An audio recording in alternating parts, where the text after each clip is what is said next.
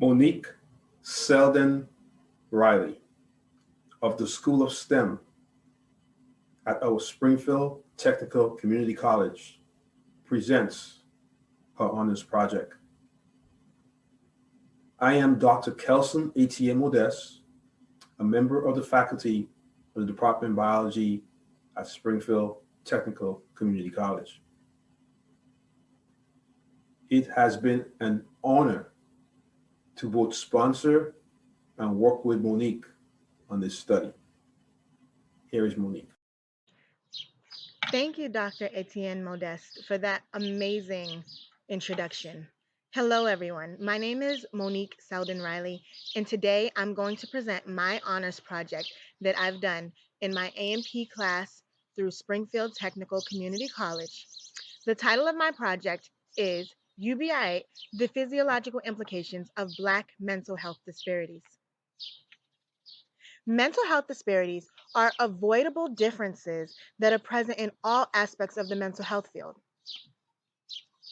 Black people are less likely to be treated, seek out treatment, or be properly medicated, but are more likely to wind up receiving emergency mental health care.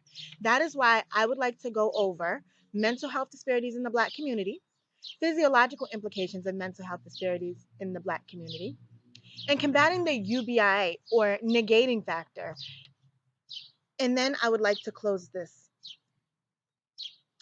So it should be noted that in my project, I make the connection between racism and stress, along with physiological implications of that racism and stress.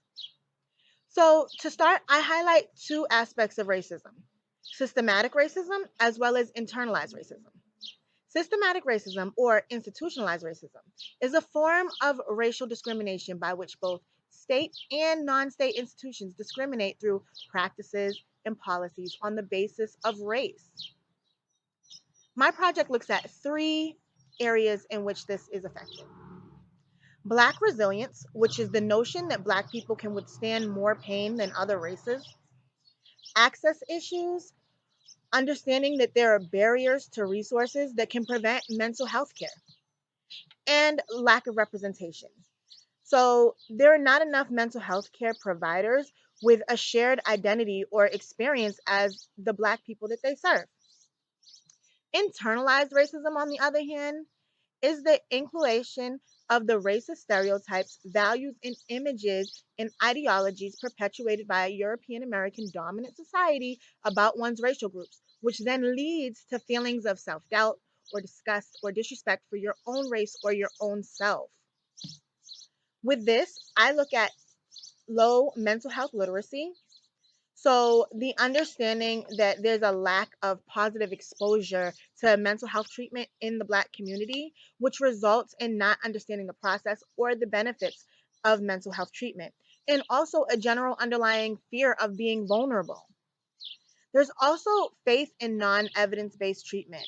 Black people tend to cope with their own problems or either go to lay people like church leaders or hairstylists or barbers in order to cope rather than using evidence based treatment. There's also a negative stigma in the Black community that says you're crazy or weak if you go and seek out mental health treatment. There are also physiological implications to all these things. Racism is a deep rooted stressor that's constantly being experienced in mental health. These stressors can have a direct bearing on physical health. And that's why I want to look at these five factors as a result of these stressors. The first one is the hypothalamic pituitary adrenal axis dysfunction, or the HPA axis dysfunction. The HPA axis is the human stress response system. It gathers energy for immediate use and suppresses non essential systems. The hypothalamus releases corticotropic releasing hormone, which then leads to ACTH traveling through the body. Then cortisol is encouraged to be released, and then a negative feedback loop occurs in order to maintain homeostasis. When a person's in a constant state of stress, like what happens with racism, this system becomes habituated and does not work properly. The HPA axis dysfunction can result in the body giving up on trying to recover from stressful situations altogether. Another thing that we see disproportionately in the Black community is an increase in cortisol levels. Cortisol is a hormone that's released by the adrenal gland in times of distress. It leads to better fight or flight mechanisms. This is the body's physiological response to stress, which is good for acute situations, but not so great for chronic stressors. In fact, long term stressors can lead to negative changes in neural functioning. This is inclusive of neural connections in the amygdala, the fear center of the brain, the hippocampus, where we do our learning and memory, and the frontal lobe, where the executive functioning takes place. It also physically shrinks the brain as a whole. We also know that there's a difference in cardiovascular functioning in Black people as well in relation to other racial groups. So we know that psychological stressors like racism can lead to lipid deregulation. And this can happen through a few pathways. So one is that stress can lead to lipid levels increasing, which accumulate in the arterial wall. And then atherosclerosis occurs, which then leads to epithelium dysfunction and rupture. The lumen of blood vessels then becomes blocked, and cardiovascular complications result. Another pathway is that the adrenal glands can release excessive amounts of epinephrine and cortisol, which then increase peripheral resistance and high cardiac output. Then blood vessels no longer dilate, which then again brings us to severe cardiac complications. So some of those complications are things like stroke, heart attack, and hypertension. Black Americans have higher chronic fatigue than any other racial group. And this isn't general fatigue, which is that normative physiological fatigue in response to daily stressors or being physically exhausted, right? This is that emotional fatigue. This is chronic and extreme and debilitating and is not relieved by rest. We know that rapid eye movement is the deepest type of sleep. And this is when our body does its replenishment. But when this doesn't occur, we can have severe physical, psychosocial, and cognitive effects. So the way this occurs is sunlight or lack thereof activates the pineal gland in response to melatonin. Melatonin controls the circadian rhythms. Then sleep occurs, which rejuvenates the body. And we know that Black Americans are getting significantly less sleep than other races. In fact, Black Americans are losing an average of one whole night's sleep every week. And ultimately, Black Americans are dying earlier than other races. We know long-term stressors leads to illness and disease. So we looked at a comparison study in 2017, and Black men were living an average of 72.1 years old, whereas white men were living 79.7 years old. So now that we're done laying out the problem, let's talk about how we combat that UBI mentality. My proposal suggests that we do it through 3 steps. We have to raise awareness, foster trust, which may be the most taxing of the proposal, and then we have to break barriers. So we have to raise awareness in both the dominant and oppressed groups. It's important to raise the awareness in the dominant groups as they guide the standards for what the norm is.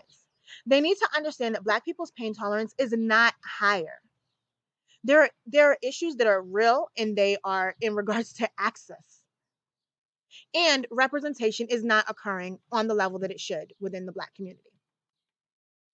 When fostering trust, we have to authentically acknowledge that this country's role in promoting racist ideologies does exist. We also have to allow patients to engage in their own delivery of their own mental health treatment. And this needs to happen on all levels through the assessment and diagnosing process, treatment planning, coordinating with collaterals, as well as discharge. And although the providers that service Black people do not have to have the skin complexion that's, matched up to theirs, but there is some validity to having providers who are cultural linguistic, culturally competent, and culturally safe. So that needs to happen. When breaking barriers, we need to standardize mental health care nationwide. This can be done through things like having a collective best practices model or even improving our outreach methods. Moreover, federal funds should be allocated to providing equal access to resources and opportunities. So I'd like to leave with this thought.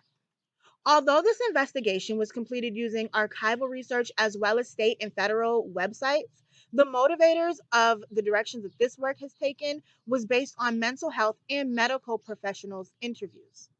And as this work was completed for a small academic project, this work is very limited in the content scope. Ideally, this project will encourage actual change. And as my mentor once told me, whether it's planned or not, it's impacting people's lives. So something has to change. And these are the references that I've used. And I'd like to give a big thank you to you guys for taking the time to watch my video, and as well as my husband and kids and my family for understanding the amount of neglect that went into them so I can really kind of hyper focus on my project. I also want to give a thank you to the people who took the time to interview with me and sit with me and give me their wonderful insights. And last but not least, I'd like to give a wonderful thank you to Dr. Etienne Modeste for all the countless hours that he's put in with me working through this project. So thank you all, and I appreciate your time. Bye.